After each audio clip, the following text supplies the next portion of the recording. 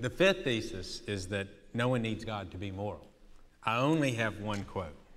It's from 2:26. It's short. We do not need God in order to be good or evil.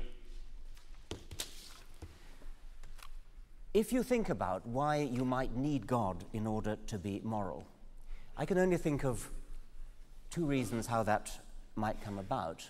You might say you need a book to tell you what's moral. Well, as for that, I sincerely hope that nobody in this room bases their morals on the Christian Bible or the Quran.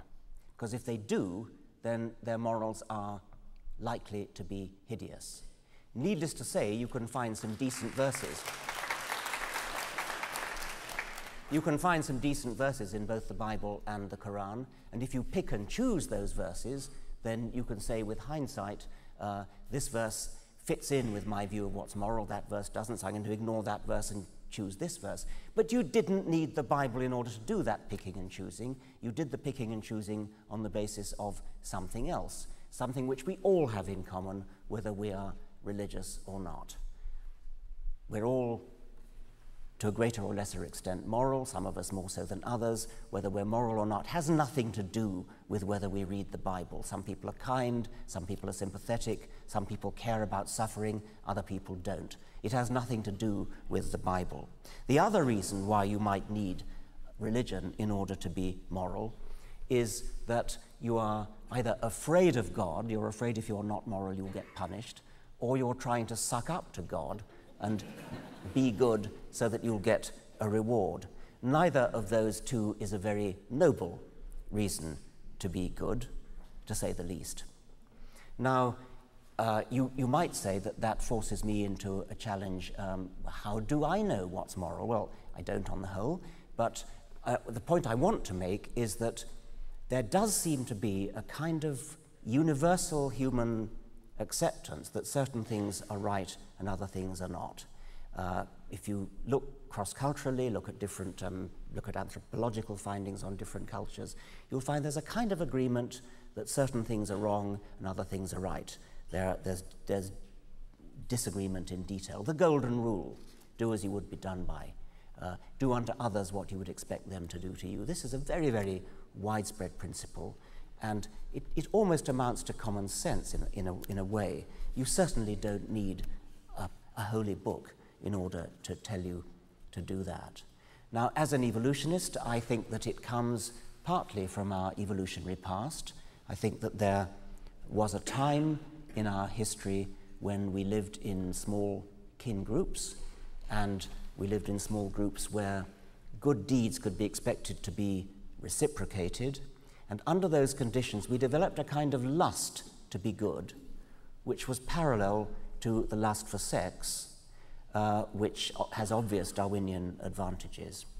Now, we no longer live in small villages, in small clans, and so the Darwinian pressure to be good is no longer so strong, nor is the Darwinian pressure for lust as strong as it once was, because nowadays we often use contraceptives and therefore sexual behavior does not lead to the reproductive consequence, which is, of course, the Darwinian reason for it.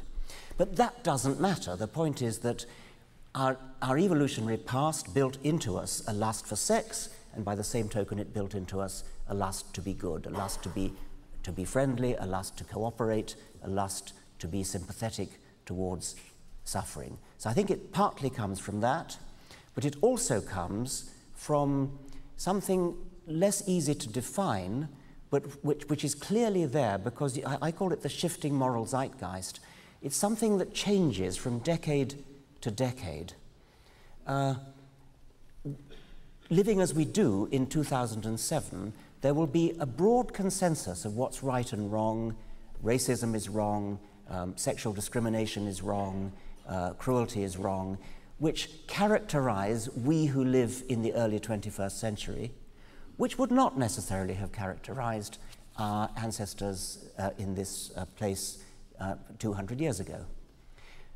The consensus has moved on, and I find this a very interesting, fascinating fact, which suggests that there really is a kind of something in the air about what is regarded as moral. And it clearly has nothing to do with religion, because it doesn't come from Scripture. Scripture doesn't change over the decades in the way that our attitudes to slavery, our attitudes to women, etc., do. There really does seem to be a powerful shifting zeitgeist effect, which doesn't tell you anything in itself, but which indicates that there is something in the air, some other force, something which we can understand with sufficient sociological, psychological sophistication. Whatever else it is, it's not religion. Dr. Lennox. The question is, do we need God to be moral? If we formulate it as, can an atheist be good? Of course. Because, as I see it, the very fact that human beings all around the world show a common core of morality is evidence for the truth of the biblical claim that we are moral beings made in the image of God. So what I would want to say is this: of course we can be good without God in the sense of our personal behavior, but I'm not sure whether we can find foundations for the concept of being good without God. You admit that you cannot get ethics from science. In your book, A Devil's Chaplain, science has no methods for deciding what is ethical. And I find it very interesting, reading one of your other books, River Out of Eden, to find what I understand is your analysis of what the universe is like at bottom. In a universe of blind physical forces and genetic replication, some people are going to get hurt, other people are going to get lucky, and you won't find any rhyme or reason in it, nor any justice. The universe we observe has precisely the properties we should expect if there is at the bottom no design, no purpose, no evil, and no good. Nothing but blind, pitiless indifference.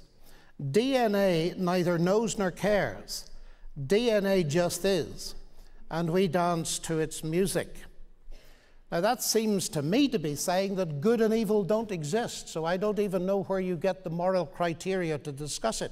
If a rock falls off a mountain onto your head and kills you, it makes no sense calling the rock evil. It just exists.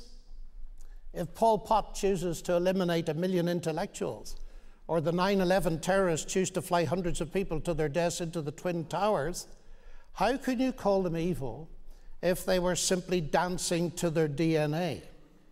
Now that strikes me as a hideous world you're delivering us into, that is no morality at all.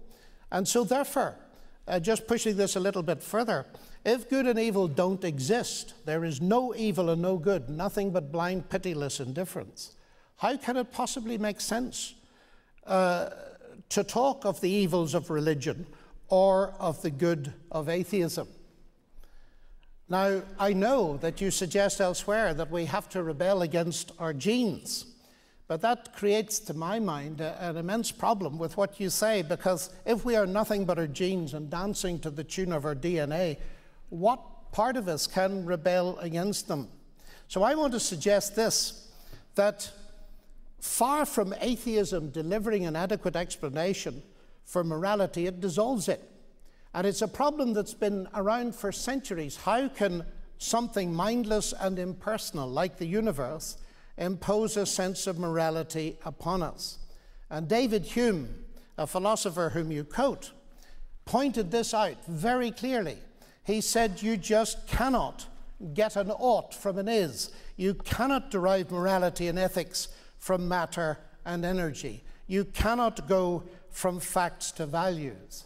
And what concerns me greatly is that, although you don't say it in your book, is that this kind of philosophy that has no base for morals in a transcendent God has got to find morality either in raw nature or a combination of nature and society, and often leads to a kind of utilitarianism. And we are in serious ethical confusion, I think, in our contemporary world, in the legal sphere, in the ethical, in the medical sphere, and in the business sphere because the foundations are crumbling. And I want to suggest, I know it's provocative, but I want to suggest that Dostoevsky was very perceptive, and I've had many Russians agreeing with me, when he said, if God does not exist, everything is permissible. He's not saying that people can't be good. He's saying that the foundations of morality are removed. And Nietzsche predicted exactly the same thing. So I find that trying to get morality elsewhere is something that is doomed to destruction. I would love to spend time discussing the Bible. I think your view of the Bible is a bit one-sided. There are things there to be discussed. We're about to turn to it. Okay, fine. That rhetoric of mine about blind physical forces and indifference and nature neither cares, DNA neither cares nor knows. Maybe you're right that portrays a hideous world. Well, maybe the world is a hideous world. It doesn't make it not true. No. That's the fundamental point that I would wish to leave with you, that you can talk till you're blue in the face about how it would be nice if such and such were true. It would be nice if the world were friendly to us. It would be nice if the world was not such a hideous one. But I see it as, first, it tells you nothing about whether it's true or not. We have to decide whether it's true or not separately. It gives us, if it is a hideous world, it gives us something to rise above. And we clearly do rise above it. You raised the question, how do we rebel? And you seem to think there was some kind of contradiction. There is no contradiction with rising above Darwinian dictates. We do it every time we use a contraceptive. It's easy. Every time you use a contraceptive, you are defying the Darwinian imperative to reproduce. You're enjoying sex, using the Darwinian, the pleasure that was built into you, into your brains by Darwinism, because normally sex leads to reproduction. You're cutting off that link, and you're using sex for pure enjoyment without reproduction. That's defying, that's rebelling against the selfish genes. And we can do a grand job of rebelling against the hideous, blind physical forces that put us here. We understand what put us here. We understand that we are here as a result of a truly hideous process, never mind about the effects on humanity. Natural selection, the process which guides evolution, the process whereby... I have to cut you off. Sorry? I'm going to have to cut you off. Okay. Natural selection is an ugly process that has beautiful consequences. We humans can rise above it. That's only 2.5 minutes. Okay. Well, our time has been used a lot by the free exchange. I appreciate it. I appreciate it. If you would like to take 30 seconds to wrap up, please. Well, what about the final wrap-up that we're going to do? We will do that, and that's our best opportunity if it's still left. Dr. Lennox. Which question do you want me to refer to? Well, it's your choice, I guess. Well, I think I'd like to make a comment on what Richard just said, because I think you are talking about two different things. My point was this, that if you believe that the universe is at bottom, there's no good and evil, you remove from yourself the categories you're using to discuss morality. That's my point. You're assuming it's true. I'm arguing on the basis of its truth that you're removing those categories, and therefore you leave yourself powerless to comment. Right. You make a good point that I've removed any absolute standard of morality. The empirical fact, however, is that we all very largely share what we regard as morality. And that's a very interesting fact. It goes much further than that. If that's what you meant, you should have written. Well, I kind of there's did. no good or evil is a very strong absolutist statement, I would have thought.